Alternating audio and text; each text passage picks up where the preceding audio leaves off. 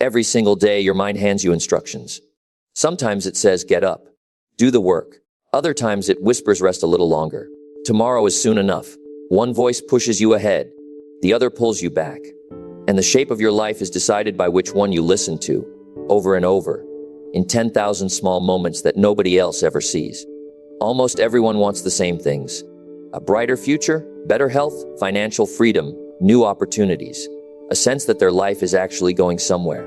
But wanting has never been the deciding factor. It never was, and it never will be. Success isn't built from desire. It's built from what you do again and again, day after day, whether or not anyone is watching, whether or not you feel like it. And what you do again and again is governed by one thing: your mind. Success isn't random. It isn't luck, and it isn't magic. It's the product of steady effort and self-control, applied so consistently that it eventually looks effortless from the outside, even though it never was. Here's the part people miss. Discipline doesn't start with your calendar. It doesn't start with a productivity app, a morning routine, or a new set of rules taped to your wall. It starts with your thoughts. Before you can master your actions, you have to master your mind, because every action is born as a thought first. Nothing happens in your life that didn't first happen in your head. A thought turns into a choice turns into an action repeated turns into a habit, and a habit quietly becomes your future. That's the entire chain. It looks simple written out like that, and in a sense it is simple. But simple doesn't mean easy. Somewhere along that chain, most people lose control. A thought shows up uninvited, and instead of examining it, they obey it.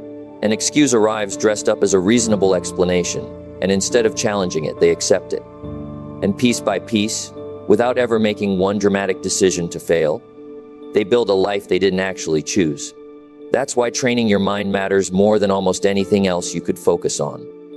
Lose control of your thoughts, and you'll lose control of your life. Lose control of your attention, and distraction will steer you wherever it wants, one notification at a time.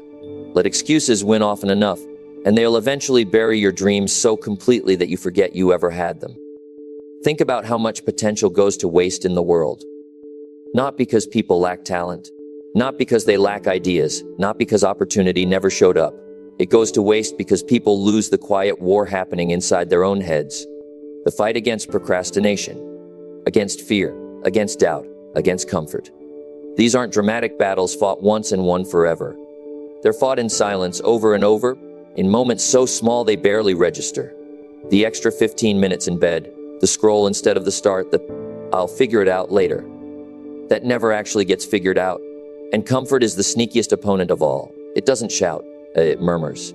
It doesn't confront you, it reassures you. It says, ease up. There's always tomorrow. One day won't change anything. You've earned a break. And on any single day, that voice is almost right. One day genuinely doesn't change much. The danger isn't the one day. The danger is that the voice never stops talking, and it says the exact same thing every single day. And eventually those single days become years. But the people who actually succeed understand something different. Small choices matter. Small disciplines matter. Small actions stacked over time are what success is actually made of. Not talent, not luck, not a single lightning bolt moment of inspiration. Discipline at its core is choosing what you want most over what feels good right now. That's the whole definition. It's not complicated. It's just demanding. Now picture what happens once you actually train your mind. Once you stop bargaining with your goals, stop letting fleeting emotions dictate lasting decisions. Stop treating every uncomfortable feeling as an emergency that requires immediate relief. Everything shifts. Your focus sharpens. Your confidence builds, not because someone told you to be confident, but because you've watched yourself follow through enough times to trust yourself. Your habits improve, and your results start to follow, because a disciplined mind produces a disciplined life. Not sometimes. Not eventually, maybe, if you're lucky. Reliably. The war inside, the biggest victory you'll ever win, isn't out in the world. It's the one fought inside your own head, in rooms nobody else ever enters. Look closely at anyone who's genuinely struggling, and you'll find that the real struggle isn't circumstance. It's the thinking underneath the circumstance. Two people can face the identical setback, the same layoff, the same failed attempt, the same rejection, and walk away with completely different futures, because one person's mind turned it into a story about their limitations, and the other person's mind turned it into information they could use. The event was the same. The internal response was not. Every action, every habit, every outcome starts quietly, invisibly in the mind, long before it becomes visible to anyone else. You can't change your life until you change the way you think, because your life is, in a very real sense, a physical printout of your thinking, delayed by weeks or months or years.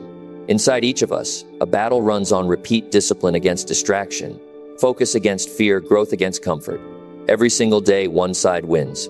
Choose discipline and you move forward, even if the movement is barely perceptible. Give in to excuses and you stay exactly where you are, even if it feels like you're taking a break rather than losing ground.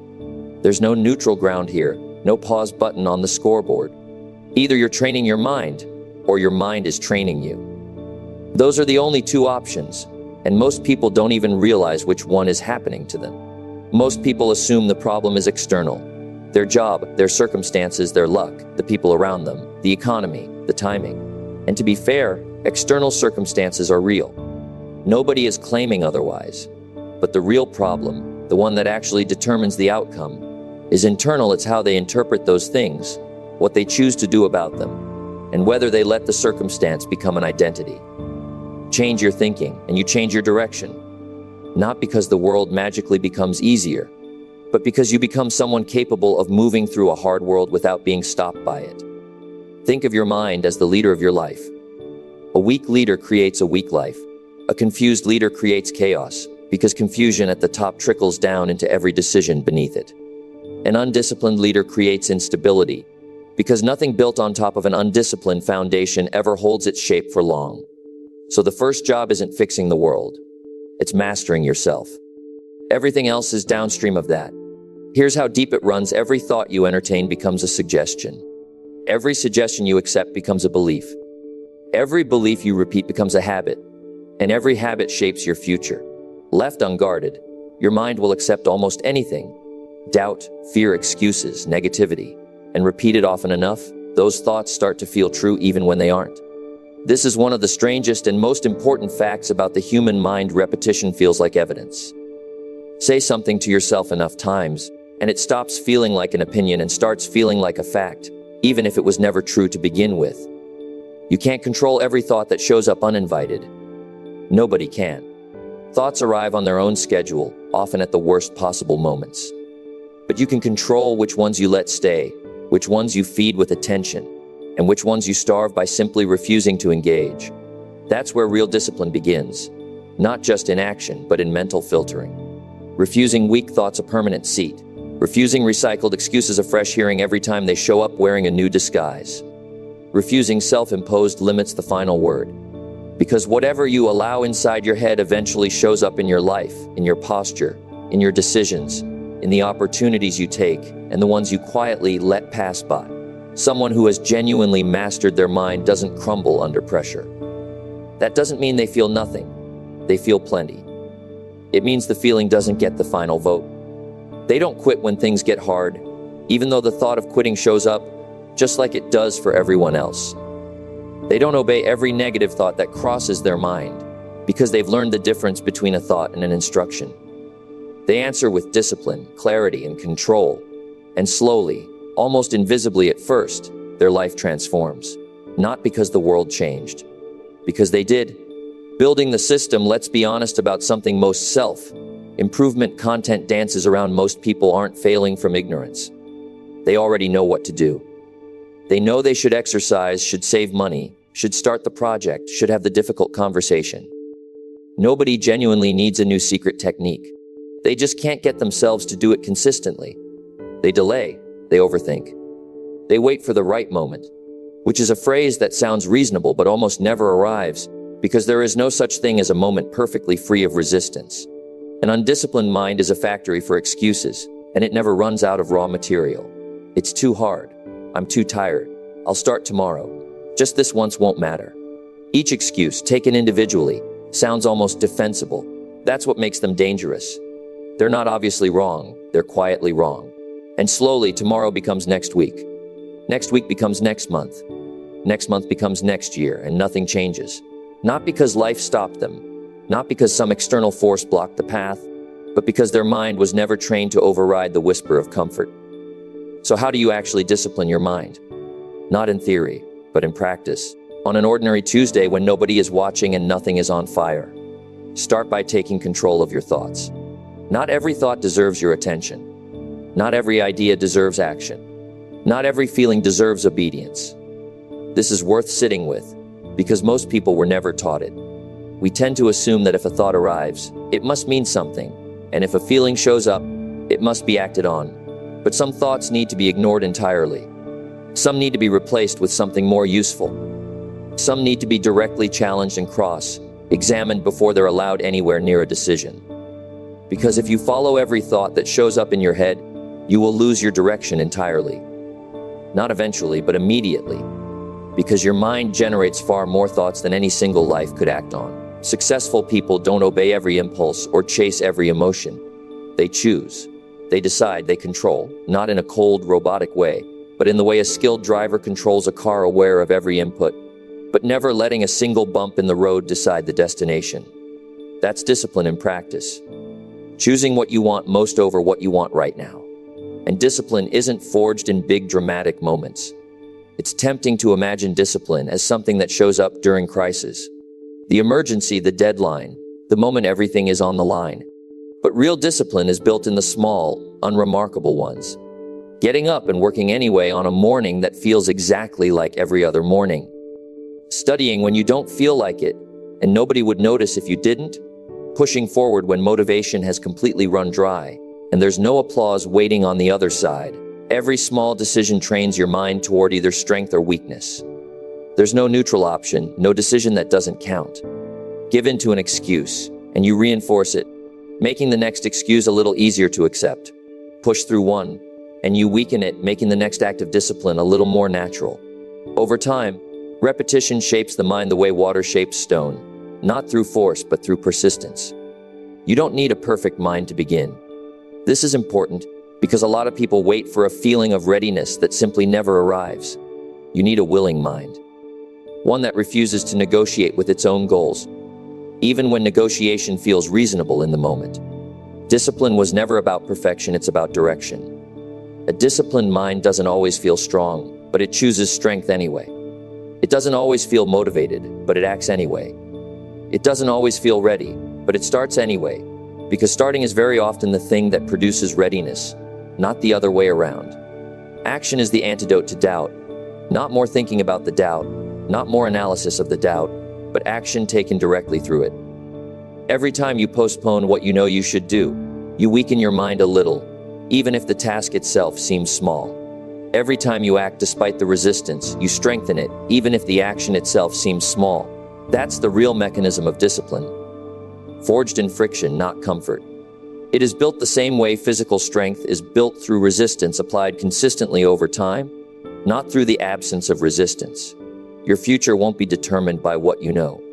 It'll be determined by what you consistently do. And that consistency is governed entirely by your mind. So discipline your thoughts. Discipline your attention. Discipline your decisions. Because when the mind is disciplined, the life that follows is too, almost as a natural byproduct rather than a separate achievement you have to chase. The power of the daily success isn't manufactured in a single day. It's manufactured in what you repeat every day. Quietly, without fanfare, often without anyone else even noticing it's happening. Most people underestimate the daily grind, and it's easy to understand why. We're surrounded by stories that compress years of work into a 2-minute highlight reel. The overnight success, the lucky break, the single defining moment that changed everything. Those stories are entertaining, but they're incomplete. They leave out the thousands of ordinary days that came before the visible moment. Success is a pattern, consistent discipline, consistent effort, small actions repeated relentlessly over time, most of them invisible to anyone but the person doing them. What you do every day quietly becomes who you are. Not occasionally, daily. Repetition shapes identity in a way that occasional bursts of effort simply cannot. Repeat discipline, and you become disciplined, not as a label you apply to yourself, but as an accurate description of how you actually behave. Repeat effort, and you become strong. Repeat focus, and you become focused. But the reverse holds just as powerfully. Repeat laziness, and you become lazy. Repeat excuses, and you become weak. Repeat distraction and you lose your bearings, one scattered afternoon at a time.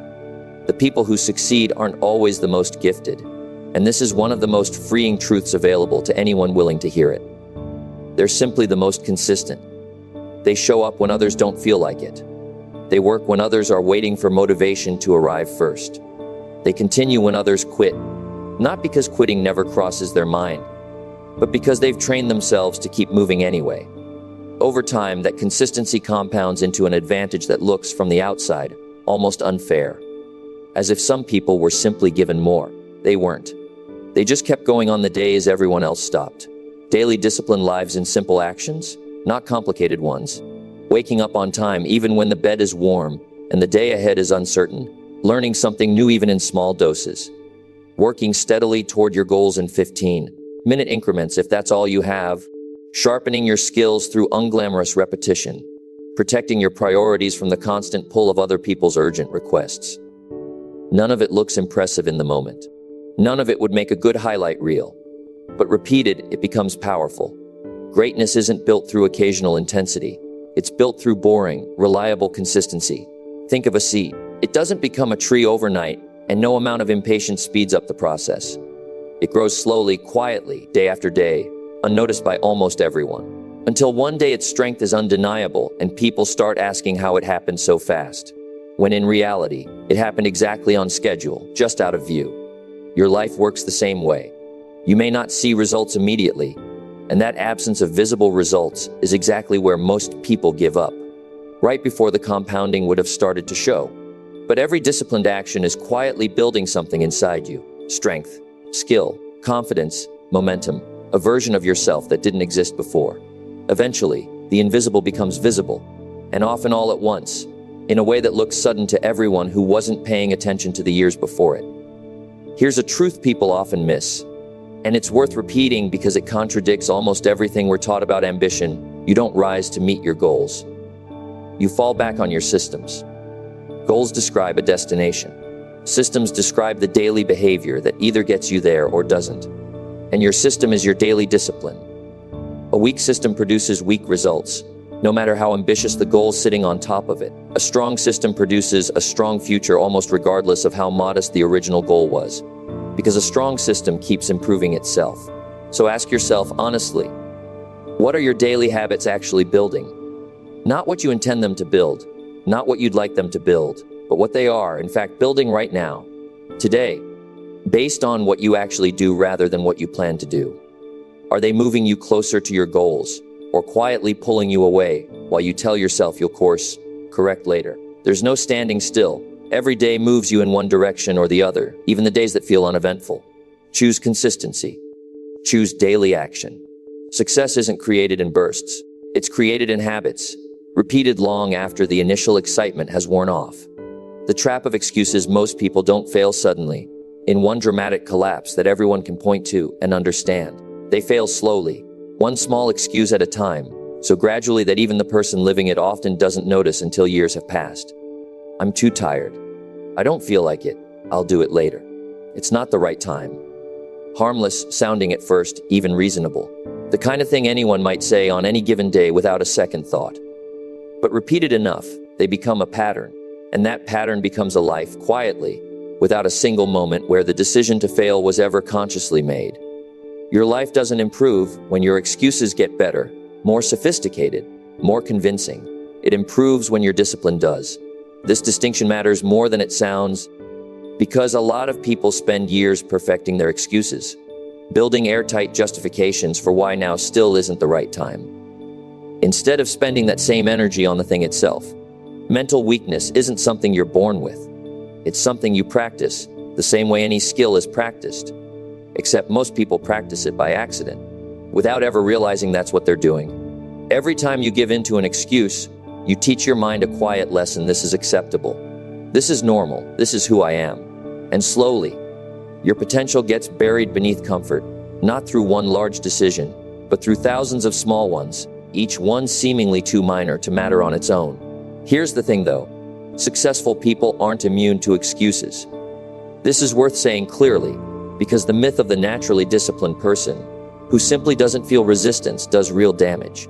It sets up an impossible standard, and gives everyone else a reason to feel like they're missing some gene the successful people were born with. They're not. They feel the same resistance, the same fatigue, the same doubt everyone else does on the same difficult mornings, facing the same uncomfortable tasks. They just respond differently. They don't negotiate with their goals, even though the negotiation shows up in their heads exactly like it does in anyone else's. They don't surrender to comfort, even though comfort makes the exact same offer to them that it makes to everyone. They act anyway, not because acting feels good in the moment, but because they've decided the feeling doesn't get to make the final call. Excuses always sound logical in the moment. That's the trap, and it's a well-designed one. They sound like reason, but they're really resistance in disguise, dressed up in the language of practicality, so it can slip past your own judgment without being questioned. Ask yourself honestly how many dreams have stalled not from failure, but from excuses. Not from trying and falling short, but from never quite starting, or starting and quietly stopping the first time it got uncomfortable. How many goals were delayed not because they were impossible, but simply because they were inconvenient at the moment they needed attention. The uncomfortable truth is this: you don't need more motivation. Motivation is unreliable by nature. It comes and goes on its own schedule, often disappearing at the exact moment you need it most. What you actually need is less negotiation with yourself, less delay, less hesitation dressed up as caution, less justification searching for a reason that sounds acceptable. A weak mind bargains endlessly with itself, in circles that never quite resolve. A strong mind decides once and then acts on the decision without reopening the debate every single morning. Mental strength gets built every time an excuse is refused. Not once, as if it were a single test to pass, but repeatedly, as an ongoing practice with no finish line. Every no to an excuse makes you stronger, even when nobody else witnesses it. Every choice of action over comfort helps you grow, even in ways too small to notice on any single day. Every time you move forward despite resistance, you build character quietly, the way a muscle builds under load. And character is what determines destiny far more reliably than talent or circumstance ever will.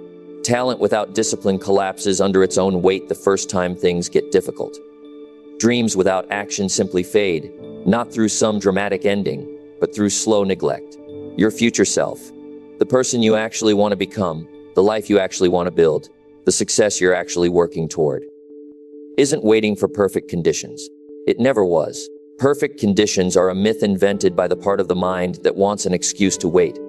It's waiting for you to make stronger decisions, today in ordinary circumstances, under ordinary resistance. The future is built from what you refuse to excuse today, not from some cleaner, easier version of today that you're hoping will show up eventually. Focus as a discipline. Wherever your focus goes, your life follows. This isn't a motivational slogan. It's closer to a description of how attention actually works. Focus isn't just attention.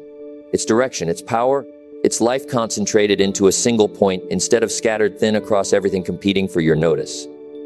What you focus on grows, not because focus has magical properties, but because focus determines what you actually work on, notice, and reinforce. Focus on problems and you'll find more of them, because your attention becomes trained to spot them. Focus on fear and you'll feel more of it, because fear expands to fill whatever attention it's given. Focus on distraction and you'll scatter, because scattered attention is, by definition, what distraction is made of. But focus on growth and you grow. Focus on discipline and you become disciplined. Focus on your goals and you move toward them, almost automatically, because a mind fixed on a destination naturally starts filtering out what doesn't serve the journey. It is that simple, but not easy. Those two things are not contradictions. Simple describes the structure of the idea. Easy describes how it feels to execute. Plenty of simple things are extraordinarily difficult to do consistently, and focus is one of them. Your mind is under constant assault, and this is truer today than at almost any point in history.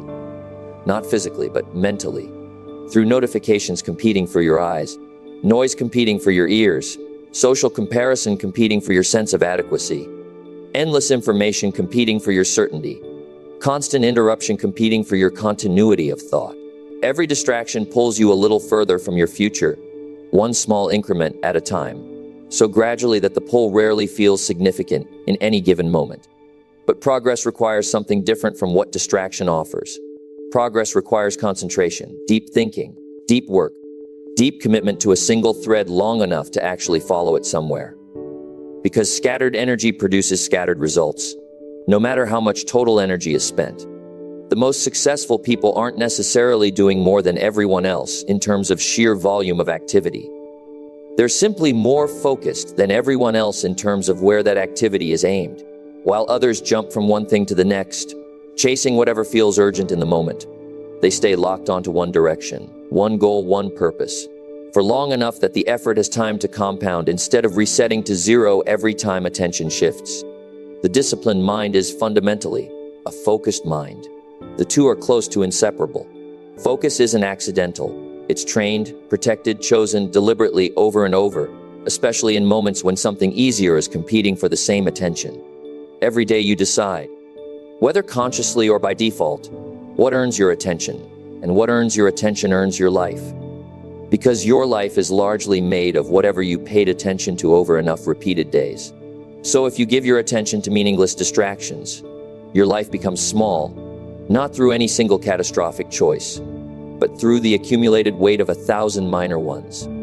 But if you give your attention to meaningful work, your life expands, in ways that often aren't visible until much later. Here's a truth most people miss entirely: you do not need more time. Time is rarely the actual constraint people believe it to be. You need more focus, because focused effort multiplies time by making every hour count for more than it otherwise would. Distracted effort wastes it, no matter how many hours are technically available. Think of a magnifying glass. Sunlight scattered across an open field does nothing at all, no matter how much of it there is. But sunlight focused through a single lens onto a single point can create fire. That's your life, and that's your attention. Scattered attention creates no real impact, regardless of total effort. Focused attention creates transformation, even from a comparatively small amount of raw effort. Ask yourself honestly what's stealing your focus right now, today, in ways you may have stopped even noticing because they've become background noise. What's weakening your attention, fragmenting it into pieces too small to accomplish anything meaningful? What's quietly pulling you away from your goals while feeling, in the moment, completely harmless? Because anything that steals your focus is, by extension, stealing your future, one redirected minute at a time. Now make a decision, not a vague intention, but an actual decision. Protect your attention the way you'd protect anything else genuinely valuable. Guard your time. Eliminate distractions. Not sometimes, not when it's convenient, but daily, as an ongoing practice rather than a one-time cleanup. Because focus is a discipline like any other, and discipline creates results reliably, even when it doesn't feel dramatic in the moment. Every moment of focus is a step forward, however small. Every moment of distraction is a step backward, however small. And over time, those accumulated steps define your life far more than any single dramatic decision ever could. So choose wisely moment by moment. Focus on what matters. Focus on what builds you. Focus on what moves you forward. Because success does not belong to the busiest person, the one with the fullest calendar and the longest to-do list. It belongs to the most focused one, the person whose limited hours were pointed consistently at what actually mattered. Closing. The life you're building, your life will always mirror the condition of your mind. Not eventually, not occasionally, but continuously, in real time, whether you're paying attention to the reflection or not. Everything we've explored comes back to one truth. Stated plainly, discipline isn't a single act, completed once and then behind you. It's an identity you build over time, through repetition. The same way any identity is built. A disciplined mind, a focused mind, a controlled mind. Because when your mind is under control, your life follows suit, almost as an inevitable consequence, rather than a separate achievement requiring its own effort. When your thoughts are clear, your actions become clear, because confused actions are almost always downstream of confused thinking. When your decisions are strong, your results become strong, not because strong decisions guarantee easy outcomes, but because they consistently point effort in a direction capable of producing something worthwhile. Success is predictable. Not luck, not magic, just consistent effort and discipline. Applied on ordinary days, especially the ones nobody else is watching. So don't wait for motivation to show up on its own schedule. Don't wait for the perfect moment, because it was never actually coming. Don't wait for life to get easier, because ease was never the prerequisite for progress, action was. Train your mind, every day, little by little, step by step, in increments too small to be impressive, but too consistent to be ignored over time. Every disciplined thought, every disciplined choice, every disciplined action is quietly building your future, brick by brick, in a structure you may not fully see until much later. And remember this, because it might be the most important sentence in the entire idea. You don't need a different life to begin. You don't need a different set of circumstances, a different starting point, a different set of resources than the ones sitting in front of you right now. You need a different mindset, stronger, more disciplined, more committed to what actually matters over what merely feels comfortable. Because once your mind changes, everything else starts to change too, not instantly, but reliably, the way a seed becomes a tree slowly, quietly, and then all at once. Master your mind, master your habits, master your future, and keep moving forward no matter what, not because the path gets easier, but because you become the kind of person capable of walking it anyway.